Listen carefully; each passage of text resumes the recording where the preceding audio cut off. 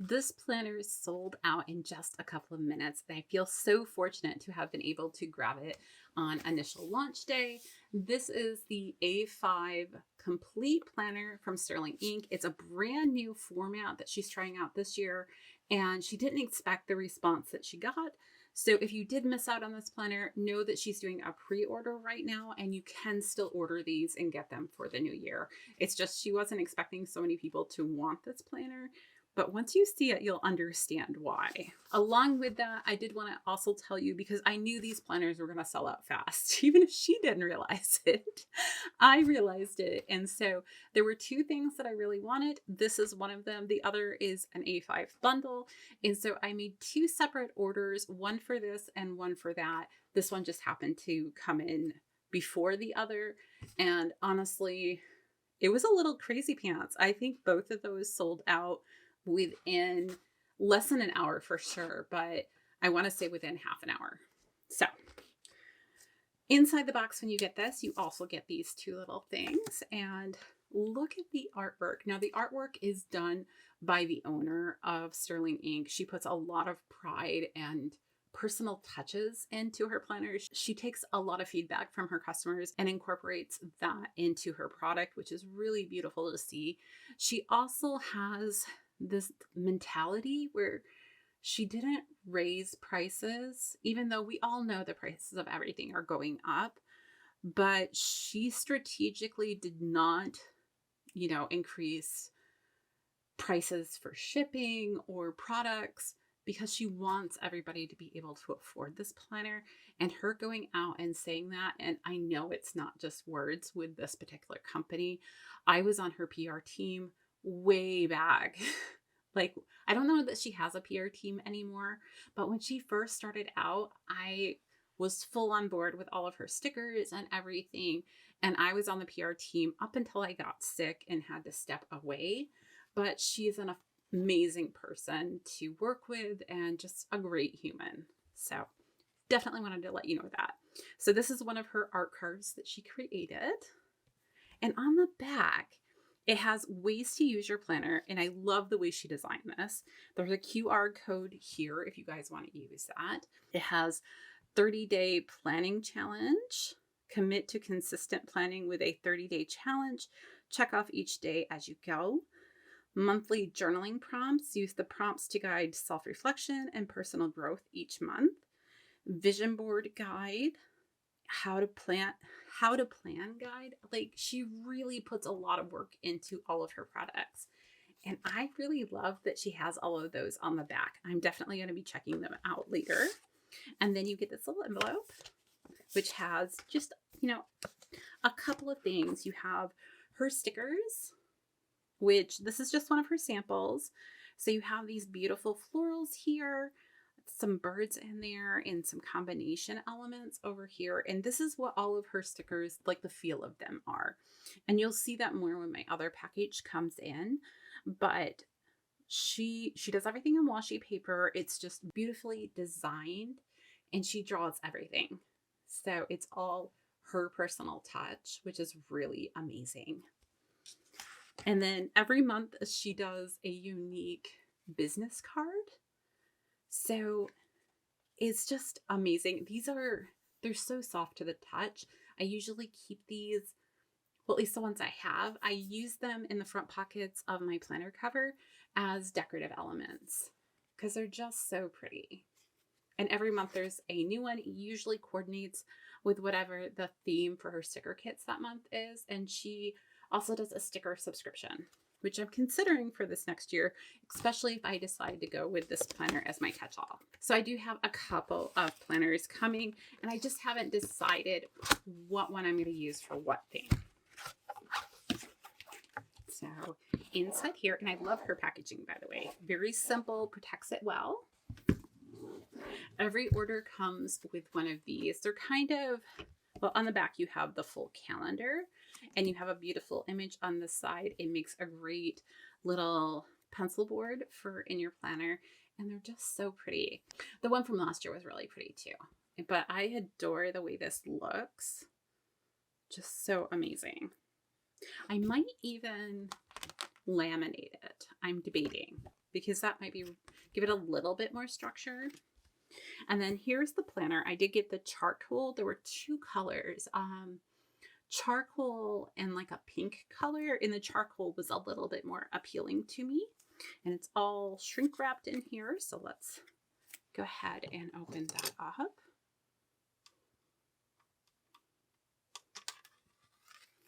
And now she did have ones with gold edging and some without. I didn't really care. So I just went with whatever the default was, which evidently was the gold edge.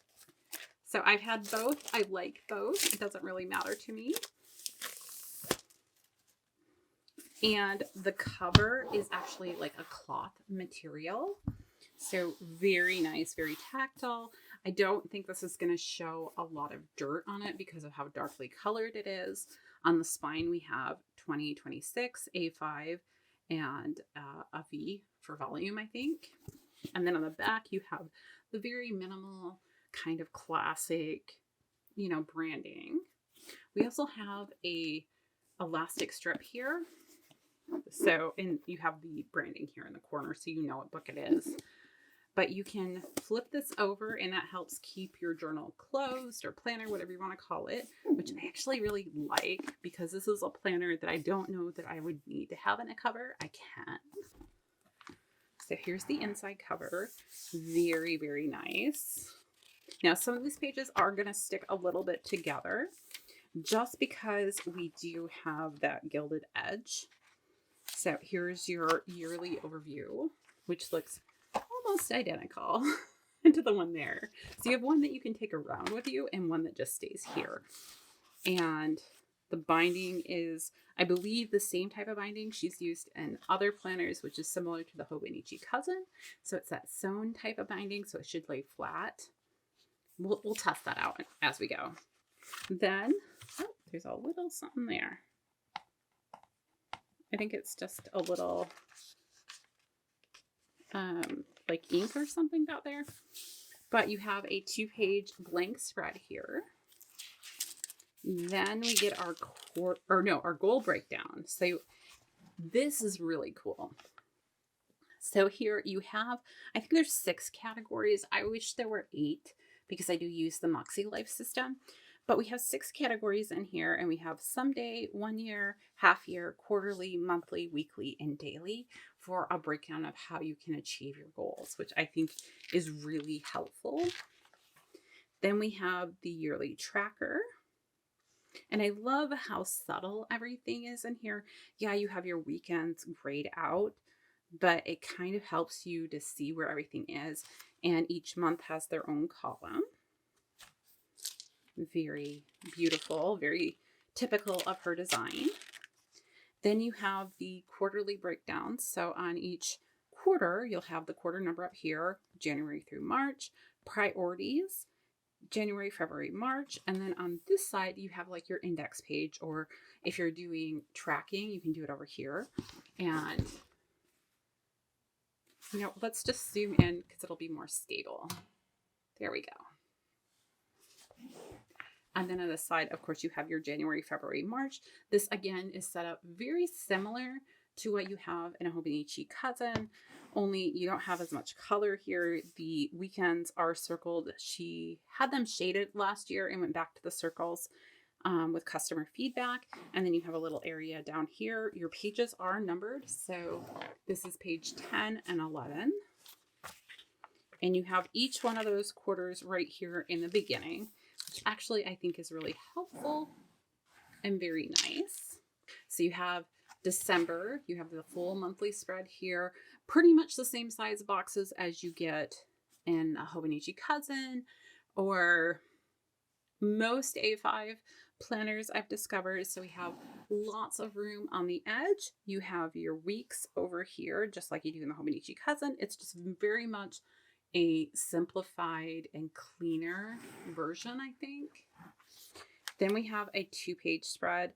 You do have dots here showing you kind of the middle of the spread. So if you wanted to divide it up into 4 quarters, you could do that really easily just by following where those dots are.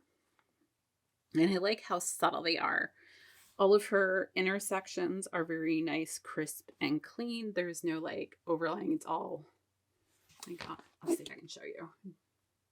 So the attention to detail is really nice. It's a very faint dotted line for everything. Then we go into our weekly spread. So this is December 29th to January 4th here for our first week. And again, we have that entire grid. I think the grid is the same size as the Hobonichi Cousin, which is a 3.7 millimeter, but I could be wrong on that. And then up here, you have grid boxes before your timeline starts. It starts at 6 a.m. and goes to 12 p.m. So not quite a 24-hour clock, but really the chunk of the day that most people use. You have a couple of lines above and a couple of lines below. So if you do want to make it into a 24-hour clock, you can do that. And then the grid goes the entire, parameter of the page. You have your month up here. Underneath you have December/January for this one, and 25/26 week 1.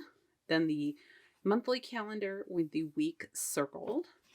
So very simple and elegant. Then, unlike her other planners, we now have a dated section. So we have dated dailies after the weeklies. So instead of having a monthly section, a weekly section, and a daily section like we do in the Hobonichi Cousin, it's all together, which is really nice. I tried that out with the Just Scribbles this year and found I really thought that was helpful for me. So on here we have pretty blank pages. You can section it off however you want, but we do have a timeline on the side, which I find personally really helpful. You have the day up here, what day of the week, and the year. And because of the design, you have your days, like the dates on the edges and the day of the week in the middle. And I think it really balances each other out really nicely. So then we'll have a full week of days here. Oh, that's December 31st. So we have a blank page here, and then January, it looks like. And then the 2-page spread to do, your ink splotching, your monthly goals, all of those type of things can go here. Your weekly spread again. So wait, do we get 2 weeks? We do. So she repeated this weekly spread in both places. I don't know how I feel about that. I kind of like it, but I also can see how it might confuse me at times. So we'll see. I'll have to actually work with it to see. And then we have January 1st, 2nd. So this is starting on Thursday back here, despite what we had before. Saturday, Sunday. And then we have 2 blank pages again, reflections and all of that you need. And then you have another weekly spread. And then we have dailies again. And that is how the whole book is put together. I'm just going to slowly flip through January for you guys.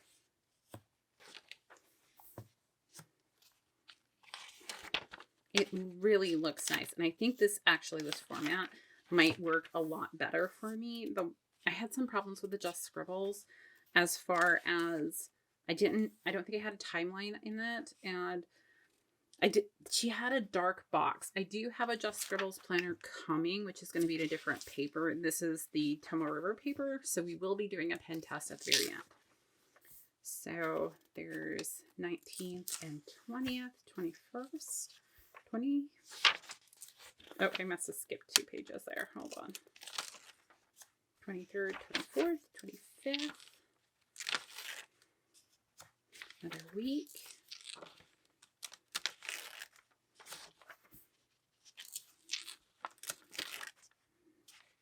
Two-page spread, the monthly, and into February. And it looks like every time that we have a month that starts in the middle of a week, we get that spread repeated twice. So I'm going to go all the way to the back and see what we have at the back. So it goes through So here's December. There's January 1st and 2nd. So this would be the last week of December. This is page 648. So we have the week of December 28th through January 3rd. So January 1st, 2nd, and 3rd. And then I think that's where we start our blank pages, which are just plain grid pages. And this starts at 651 and goes to page 671. So 20 pages of blank pages at the back, which I think is really helpful. And then you have your back cover page, that thick kind of protective page. And then at the very back, you even have a pocket, which I thought was really nice. Now, I did order a cover for this. That'll be coming with my other order, because what I did is when the bundles came on, I was able to put one in my cart, and then I saw the covers come, and so I added that to my cart and I checked out because I was worried the bundles would sell out before these populated on the website. And that way I could just order this and hit checkout. And that's what I did, and why I have the 2 orders. So I'm going to take a few minutes and I'm going to do my complete pen test.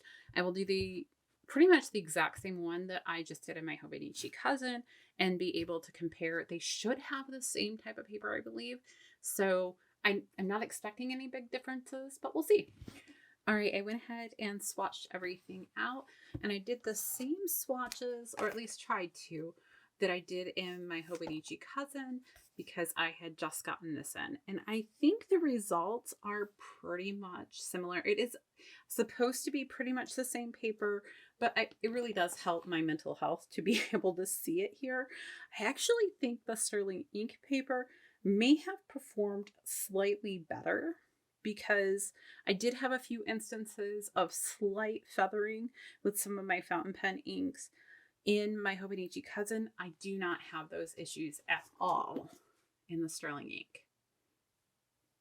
The ones that had feathered were the one letter in Sidewalk Gum and a little bit of the Pilot penmanship. And here, let me show you. It's not bad feathering in the Hobonichi Cousin, but well, this one is a little bit. But it was just slight feathering. Just enough that I knew it could be an issue in the planner. I also chose to do my swatching not at the very last page, because sometimes this last page isn't always the best gauge of how the book is going to be. So I decided to do my pen test at the first, blank page, just to take you through all the different pens that I did swatch here, so you have an idea. So on this side, I have kind of standard pens. I have a Uni Jetstream. This is my 4-in-1 pen. It's very similar to the pen that you get if you order a Hobonichi Cousin or any of the Hobonichi planners directly from Hobonichi, that they'll often gift you with. Then I have Energel Clenas, and I've put the size of the point, if I knew it, on the side here. So these were 0.5. I had a 0.5 Energel Clena, and then a 0.3, a 0.7 Zebra blend. These are Edding fine liners here at 0.3. We have a 0.4 Pilot Ultra Fine. This is a permanent pen, so I do expect that to bleed through. We have the Tombow Fudonuski, or I am struggling with this one, but the Tombow Fudo one. And then I did have these lettering pens. I don't have I know the lettering was done specifically for this, but they have, I don't know the exact brand of these, but I did test those as well. We have a Zebra glitter marker. This one bled through on my Hobonichi Cousin, so I'll be interested to see how this did in here. Then there's the Rytec retractable. I did a Zebra click art in a bright pink, a mild liner in a blue. This is actually a blue that I use a lot, which is why I chose this particular one. A Zig color dot marker, and I tried to do some of these dots with a longer dot so that there was more ink there involved. I did the Tombow brush pen. This is the water version. We have a zebra brush pen and an Edding brush pen.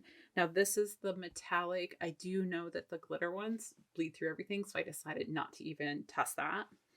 Then I had the Pilot Point 4 Emily, however you say that. This is the color changing one with friction.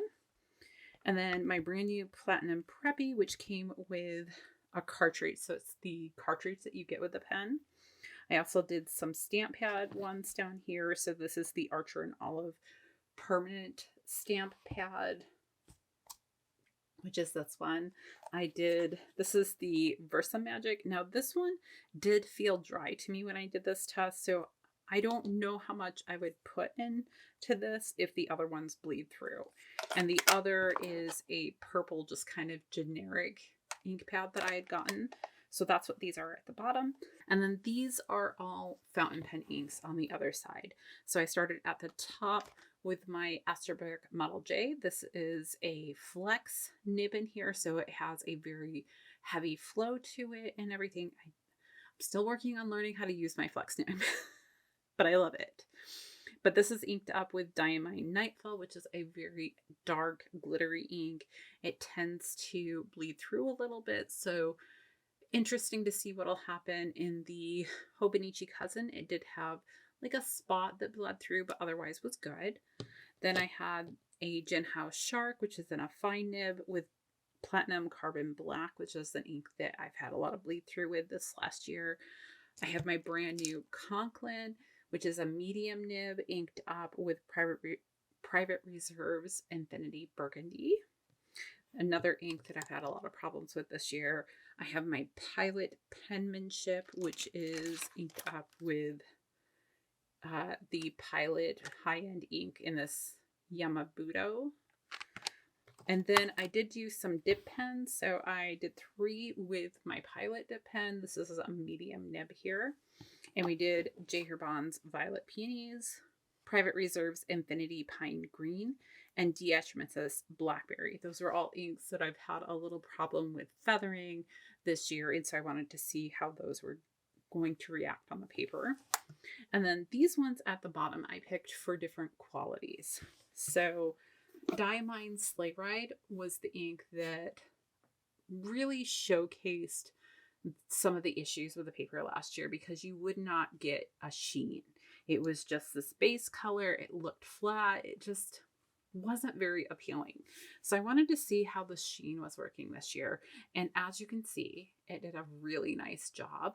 I also tried it with Diamine's Vibe. I did these with my Kakamori dip nib instead so I could get a thicker line.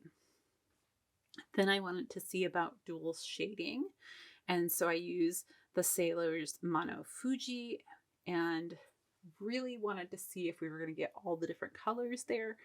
Now I'm not positive, and it might be the amount that I have on here, but I think there might be a slight more showcase of the color variation in my Hobonichi Cousin, but you still have all the different colors in there, and you can see that variation from the blue to the purple with a little bit of pink in there. And then the last one was Sidewalk Gum, which is a glittery ink, and it's a little hard to show on camera, but the glitter qualities are really popping out. I think it actually looks a little better in here than it did in my Cousin. Now I haven't looked yet, so let's see how we did on bleed through. Oh, surprisingly well overall, I would say. So I'm not really, like, I see ghosting here, but these are all my fountain pens. And while I had a couple that had some bleed through, I think I see, nope, that's just a darker dot because of the middle there. But otherwise, I'm looking really closely, there is a little bit on the edge of where the swatching was for the Pilot Penmanship. And if you've seen my other video, I think it's that pen because it has such a sharp point to it. I think there's something about that is causing a bigger likelihood of having feathering or bleed through issues. Doesn't entirely make sense to me, but I think that's what's going on. Now, the Diamine Sleigh Ride, I don't think it's bleeding through quite, but it is closer than the other inks, is what I'll say. And I can definitely feel it on this side more than the other inks. Otherwise, those seem pretty good. And then down here, I almost feel like this purple bled through. I can't tell if it's true bleed through or ghosting from the other side. That was pretty wet there, so I'm not sure. The other inks seem to be fine, but I'm not sure about that purple one. And then as far as everything on this side, the 0.7 Zebra blend bled through in a couple of places. I saw that in the Hobonichi Cousin as well. The Pilot Permanent Pen completely, oh, sorry guys, completely bled through. These seem okay. The Zebra Glitter, which bled through in my Hobonichi Cousin, did not bleed through here, but the Zebra Click Art did, which didn't in my Cousin. So that's interesting to me. The dot marker seems to perform pretty well. The Tombow did amazing. All the other ones, I think overall, there might be a little bit of bleed through here, and that was with the lettering pens. But it's not on everyone. It's just really right there, I think. And maybe right here. But otherwise, I think that's pretty good. And since I did the Hobonichi Cousin in pretty much the same format, right? I'm going to show you what I saw here. So in this one, I did have a little bit of bleed through. It's the same pen here. There's less on this page, but same pen there. This is that purple stamp on this paper. I do think maybe I got a little bit more on this stamp this time. So maybe that's something to be mindful. Maybe it just didn't need to be quite so much. This was the Zebra glitter marker on this one, and this spot here is clearly coming through on this side, where on here it's not. And I want to say that it has the same amount of glitterness and like heavier, but maybe this was just a tad heavier here. And then the Click Art, which I would have expected to get the same results on both of them. Which I guess if I really look at it super closely, there are a couple of dots of bleed through in there. It's just, it feels more prominent here, which is interesting. This one does, this feels thicker than the other, which is also interesting. I would have to really look at the fine details to figure out if they are the exact paperweight I thought they were supposed to be, but I'm not positive now. So that's the result of my pen test. Now, I did want to double check the lay flat, which seems really good. The only thing that I have concerns about right now is the front and the back of the book, because you do have that kind of, but I think I can fix that pretty easy by putting my Cousin or something of this thickness just underneath the cover to help even that out, or maybe something even a little thicker. And I'm worried a little bit about how it's going to handle if I sticker it up a lot, but if I switch to washi stickers, I don't think that'll be an issue. So we'll have to see once my other one comes in, which one I like more. One of them will be my content planner, and the other one is in the running for being my catch-all. I also want to have a planner for doing fountain pen things and writing.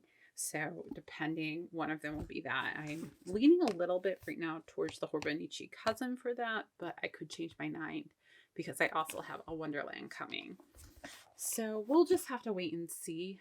I haven't completely decided on my lineup because I like to hold everything in my hand, but I am so happy I grabbed this. I think I'm going to really enjoy having this. And right now, my inclination is to say that this is going to be my catch-all, but we'll see. All right, guys, that's everything for today. What did you think about this new design and how the paper is performing this year? Let me know if this is a planner that you're planning to go and try and pre-order. I will have her link down below. No affiliate or anything, just wanting to support another creative person. So anyhow, that's everything for today, and I hope you guys enjoyed it. Until next time, I'll see you real soon.